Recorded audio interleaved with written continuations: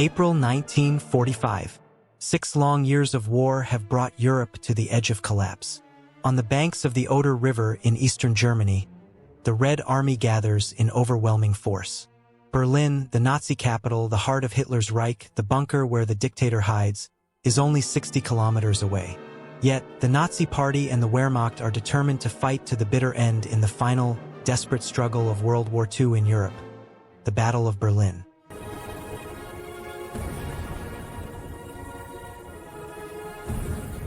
In April 1945, the Second World War was drawing to a close. The final chapter of the Eastern Front were set to be both dramatic and bloody.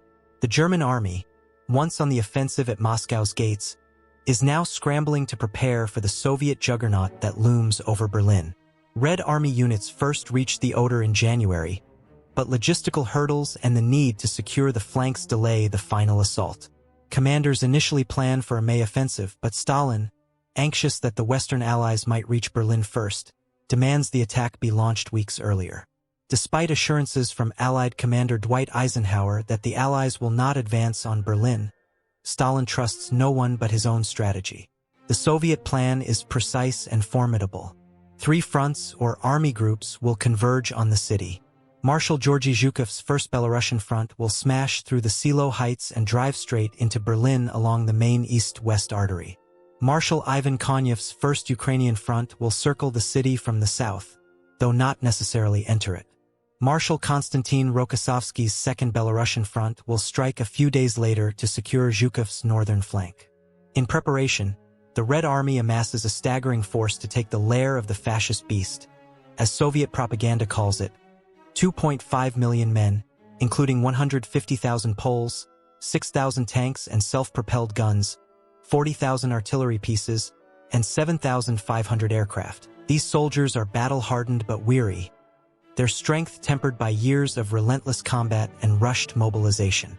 Opposing them, the German Army Group Vistula under General Gotthard Heinrichsay and parts of Army Group Center under Field Marshal Ferdinand Schorner face a near-impossible mission. They muster roughly 1 million men, 1,500 tanks and SPGs, 10,000 artillery pieces, and 2,000 aircraft.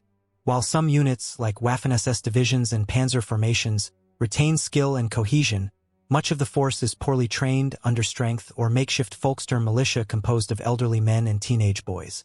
Defensive planning is chaotic. 3 zones are set up at Seelow Heights, yet confusion reigns. Their only hope is to slow the Red Army at the Oder, but they lack the mobility, firepower, and manpower to stop a Soviet breakthrough. As the battle looms, soldiers on both sides steel themselves with vastly different motives. Many German troops are driven by fear of Soviet vengeance for the atrocities committed in the USSR. One soldier would later confess, "We must win.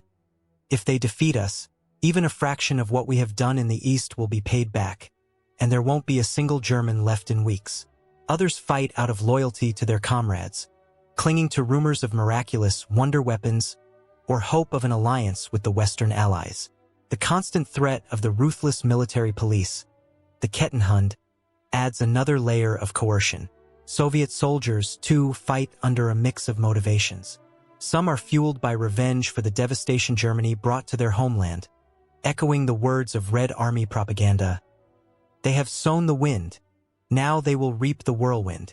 Others are driven by fear of the NKVD secret police, or by ideological loyalty to Stalin and the communist cause. On both sides, individual hesitation is rare. Discipline and the military hierarchy leave little room for retreat until orders dictate otherwise. On April 16, 1945, the Battle of Berlin erupts with a cataclysmic Soviet artillery bombardment along the Oder and Neisse rivers. Tens of thousands of shells rain down on German defenses, shaking the ground and tearing through fortifications. Yet the Germans, anticipating the attack, withdraw just beyond the inferno, only to reoccupy their positions when the shelling ceases. The Soviets turn on searchlights to disorient the defenders, but the glare backfires, revealing their own troops to enemy gunners. As Soviet infantry struggles up the soft, treacherous slopes and vehicles clog the narrow roads, the advance falters within hours. Marshal Zhukov, pressured to deliver a swift victory, commits a critical error. He orders his tank units to push through the infantry already taking cover below the heights, creating chaos, traffic jams, and heavier losses. For 3 relentless days, Soviet forces hammer their way up the Seelow Heights, inching forward against resolute but increasingly depleted German defenders.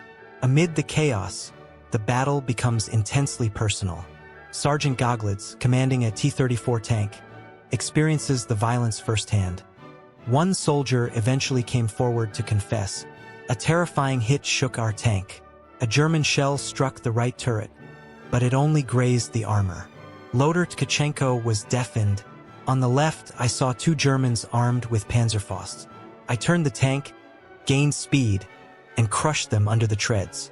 Even in the maelstrom, survival demands split-second decisions and raw courage. On April 19th, Zhukov's forces finally pierce the German lines and surge westward. Further south, Konyev's artillery plan proves more effective, and the German defenses are weaker, allowing the Red Army to cross the Neisse with relative ease before racing toward Berlin. Among the thousands of Germans surrendering is soldier Karl Pavlik. There was nowhere to hide. The sky was full of whistling shells and explosions. "We suffered losses beyond imagination. Those who survived ran through trenches and bunkers like madmen, trying desperately to save themselves. We could hardly speak through the terror." Seeing Konyev's success, Stalin permits him to turn north toward the city, sparking speculation about whether the 2 marshals were effectively encouraged to compete for the glory of capturing Berlin first. Another point of debate among historians is Zhukov's performance at Seelow.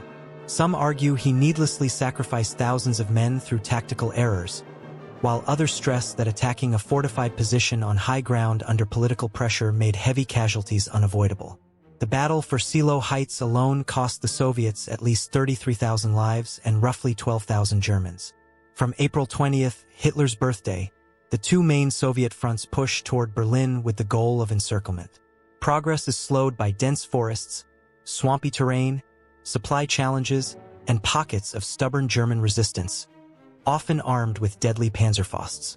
Both Zhukov and Konyev demand relentless speed, and soon Red Army units reach Berlin's outskirts. By April 21st, artillery begins to pound the city center. German command begins to crumble. The Soviets seize the German army and Wehrmacht headquarters at Wunsdorf, leaving Berlin temporarily cut off from General Helmuth Weidling's LVI Corps as it retreats from Seelow. Chaos reigns. 2 separate German commanders sentence Weidling to death, only for him to ultimately assume command of the city's overall defense. On April 22nd, Hitler nearly breaks down in his bunker, shouting at generals and conceding that the war is lost, though he quickly recovers, clinging to improbable plans for counterattacks from General Steiner, Wenck, and Bussy. Meanwhile, many top Nazis take flight in the so-called Flight of the Pheasants. Himmler, Göring, Dönitz, and Speer seize the opportunity to escape. Himmler even secretly attempts to negotiate with the Western Allies through the World Jewish Congress and the Red Cross, but the British and Americans refuse his overtures. German civilians found themselves trapped in the fighting. Frieda Schulz, from Raidland just south of Berlin, remembered the harrowing uncertainty of survival. "We hurried into the woods together, not knowing where to go.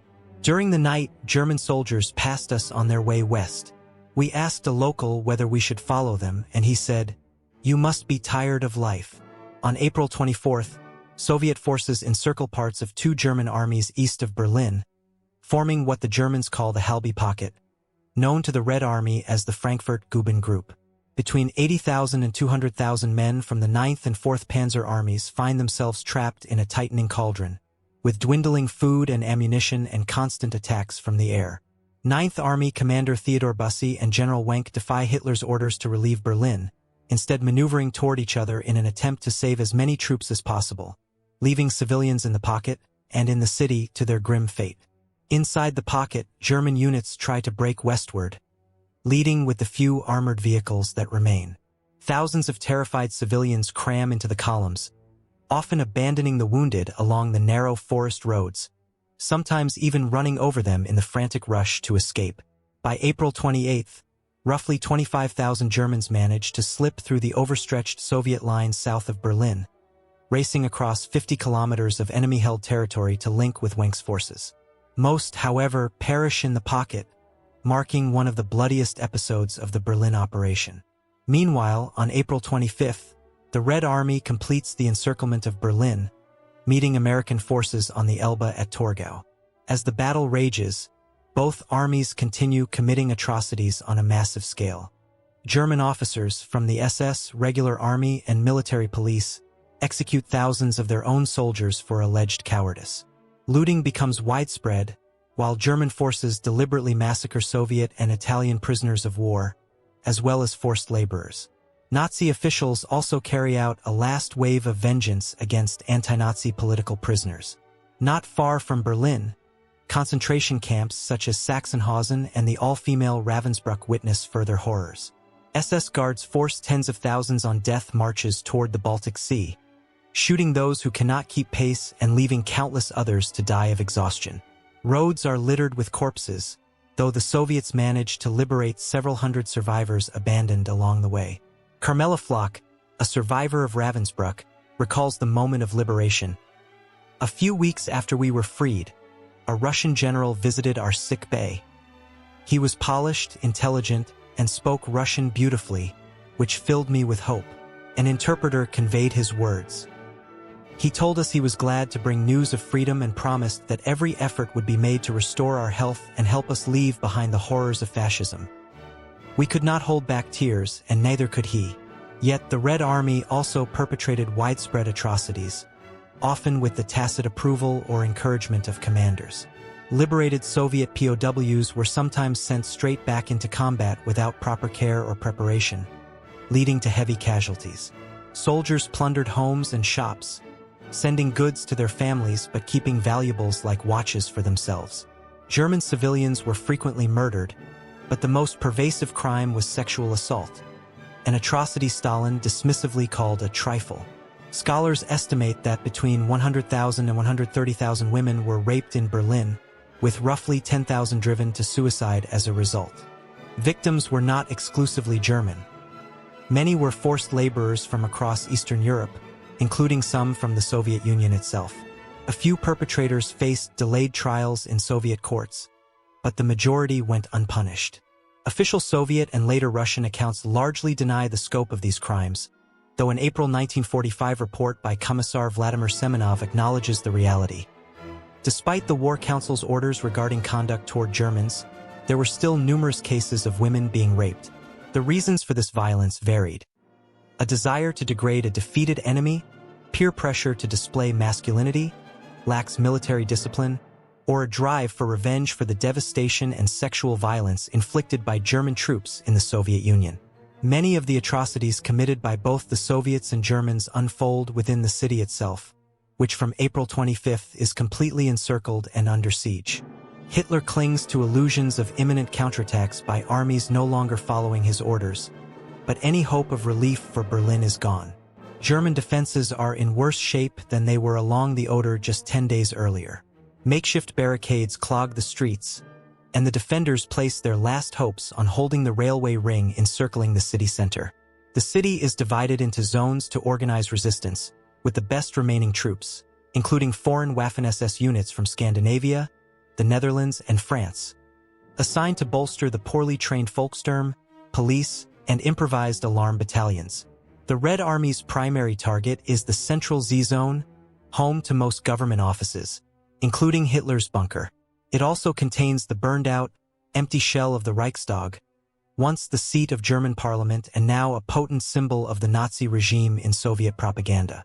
Much of Berlin is already in ruins from British and American bombing, providing both defensive positions for the Germans and obstacles for the advancing Soviets. Waterways crisscross the city, further complicating movement. The Germans plan to deploy the massive guns of 3 flak towers as ground artillery, but General Weidling commands no more than 100,000 men and only 60 tanks.